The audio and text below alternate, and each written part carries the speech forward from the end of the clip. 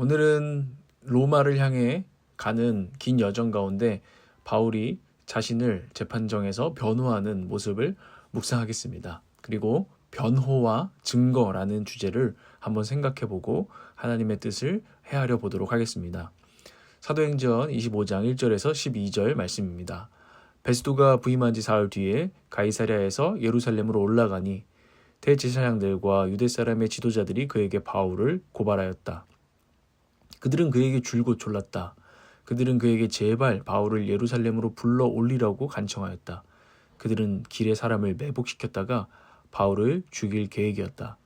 그러나 베스도는 바울이 가이사랴에 무사하게 감금되어 있다는 말과 자기도 곧 그리로 가겠다는 말을 한 다음에 그러니 만일 그 사람에게 무슨 잘못이 있거든 여러분 가운데서 유력한 사람들이 나와 함께 내려가서 그를 고발하시오 하고 말하였다.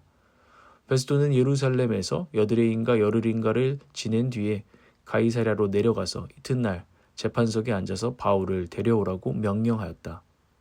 바울이 나타나자 예루살렘에서 내려온 유대 사람들이 그를 에워싸고 여러 가지 무거운 죄목을 걸어서 고발하였으나 증거를 대지 못하였다.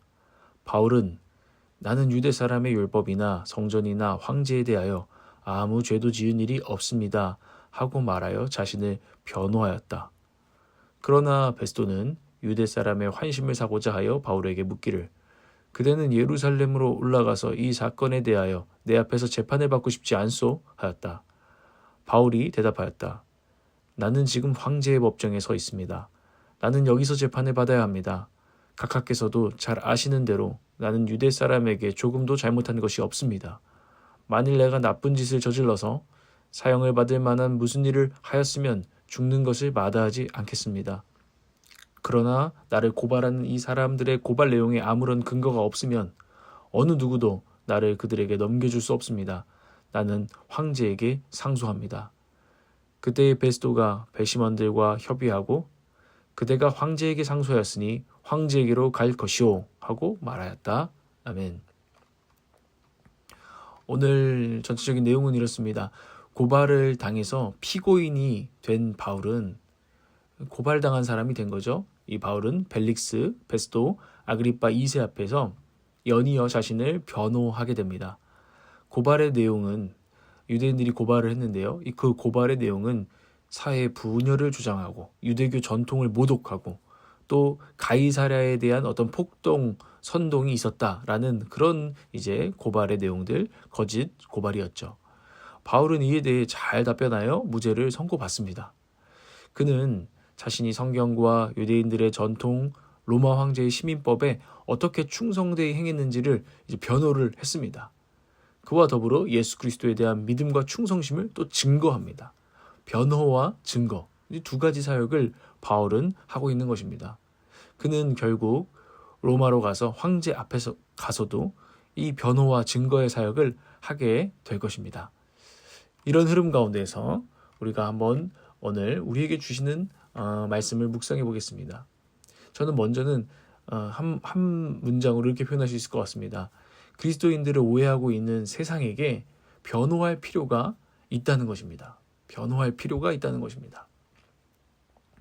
저도 그렇고 아마 여러분도 그렇고 변명하는 것을 변호하는 것, 변명하는 것 이런 것들을 우리는 부정적으로 봅니다. 구차하게 이게 자신을 설명하는 것이 자존심 상하고 이게 더러워서 안 하겠다는 그 심정을 참 왜 모르겠습니까? 특히 이렇게 거짓으로 뭐 공격할 때는 들어서 더 이상 말이 안 통한다. 말 안 할래 하고 이제 우리가 입을 닫기도 하지 않습니까? 근데 이제 바울이 고소를 당한 것처럼 세상이 그리스도와 그분의 교회에 대해서 여러 고발을 지금도 하고 있습니다. 그리고 그것을 우리가 당하고 있죠.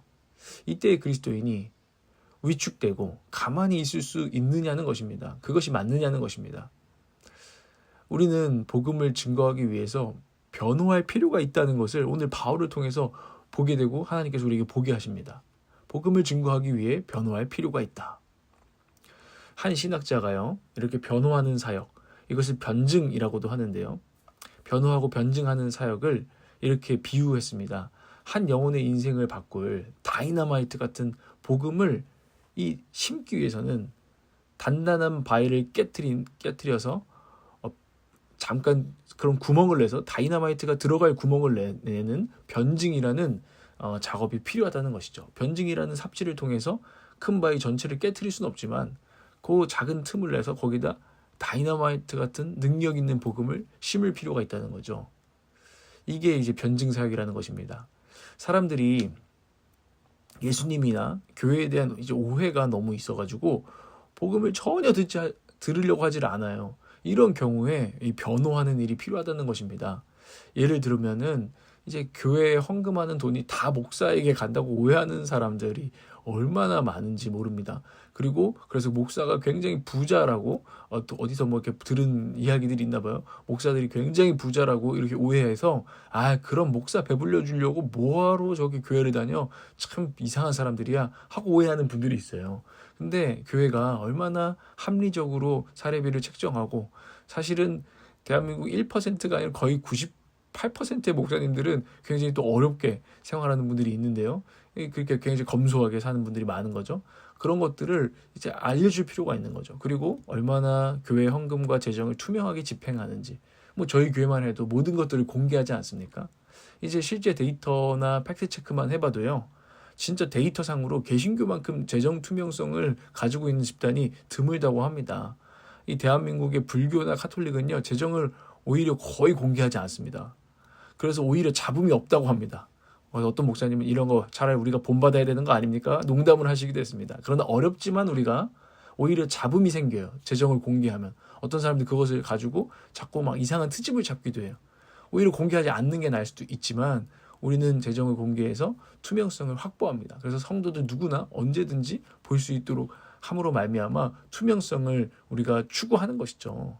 이런 것들을 오해들을 풀어주는 것입니다. 교회 돈 어디다 쓰이는 거야? 우린 투명하게 해. 알려줄 필요가 있는 거죠. 뭐 그래도 안 믿으면 어쩔 수 없지만 우리가 변호할 필요가 있다라는 것입니다. 복음의 증거를 위해서요.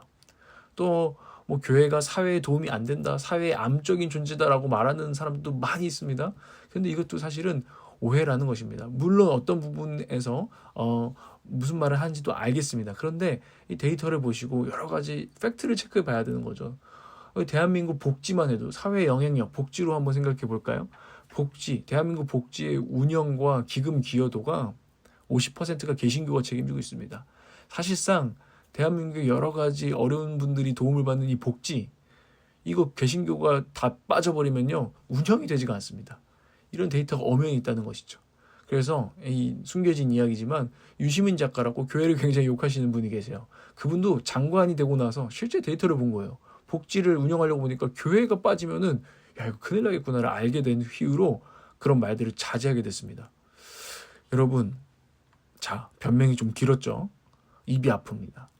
그냥 쿨하게 변명 안 하고 변호 안 하고 멋지게 복음만 딱 전하고 그냥 떠나면 좋겠습니다.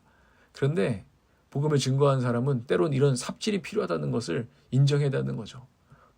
정말 귀한 복음을 심기 위해서 겸손히 인내하며 설명을 해줄 필요가 있습니다. 아까 제가 말할 때 태도가 혹시나 조금 겸손하지 못했을 수도 있겠습니다. 그것은 제가 시정해야 되는 문제죠. 그런데 겸손히 설명을 해줘야 되는 것입니다. 변호해서 복음을 들을 수 있게요. 이게 우리 자존심 문제가 아니라는 것입니다. 이 변호와 복음 증거의 사역은 구분되어야 하지만 함께 맞물려 있어요. 복음을 대체할 수는 없습니다. 이 변호하는 일이. 결국엔 복음을 전해야 되는 거죠. 그렇지만 복음을 증거하고 심기 위해서 단단한 오해에 대해서 조그만 구멍을 내는 우리의 노력이 필요합니다. 그 변증의 사역이 필요합니다. 우리는요, 그리고 믿지 않는 분들이 훨씬 더 많이 늘어나고 있는 지금 이 시대를 살면서요, 변호하고 변증할 준비가 되어 있어야 합니다. 그냥 단순히 우리가 믿는 복음을 예수님은 십자가에 죽으시고 부활하시고 우리를 사랑하셔서 이것만 말할 준비가 아니라요, 우리에 대한 오해를 풀을 그런 변증의 준비, 변호의 준비가 되어 있어야 한다는 것을, 그들을 섬기기 위해서 그렇게 되어 있어야 한다는 것을 우리는 오늘 배우게 됩니다. 그리고 겸손히 인내심을 가지고 세상과 소통하고 그들이 왜 이해를 못하는지 또 무엇을 오해하고 있는지 관심을 가질 필요가 오늘날에도 있다는 것이죠. 그리스도인을 우리에게 적용해 봅시다. 그리스도인을 고발하고 복음에 막혀있는 이 세상 가운데에서 우리는 오늘 겸손히 변호하고 오해를 풀고 복음을 증거해 나가고 있나요? 그러기 위해서 우리는 그런 능력을 위해서 우리는 어떤 노력을 할 수 있을까요? 변증서들 이런 것들을 여러분 몇 개 읽어보셨나요? 이 세상 사람들이 뭘 오해하는지 거기에 대해서 어떻게 답변할 수 있는지 공부해 보셨나요? 이런 것들이 우리 그리스도인들이 겸비되어져야 할 오늘날의 또 노력입니다. 기도하고 여러분도 오늘의 묵상을 가지고 또 기도해 보시기 바랍니다. 우리를 세상의 증인으로 보내신 주님, 굳은 오해를 가지고 있고 때론 우리를 고발하고 조롱하는 세상에게 단순히 억울해하지 않고 화내지 않고 겸손히 변호하고 설명할 능력을 갖추게 우리를 인도하여 주십시오. 진리의 영이신 성령님 도와주시고 우리 삶의 현장 가운데 함께하여 주십시오. 예수 그리스도의 복음이 또 이 변호하는 일들을 통해서 심겨질 수 있도록 하나님 우리를 사용하여 주시옵소서. 놀라운 복음에 또 능력이 있음을 신뢰합니다. 그들도 주님을 알게 되면 복음 안에서 춤추게 될 것입니다. 주님이 행하신 놀라운 은혜의 소식이 굳은 마음을 정말 녹여낸다는 것을 우리는 신뢰합니다. 주님 영광 받아 주시옵소서.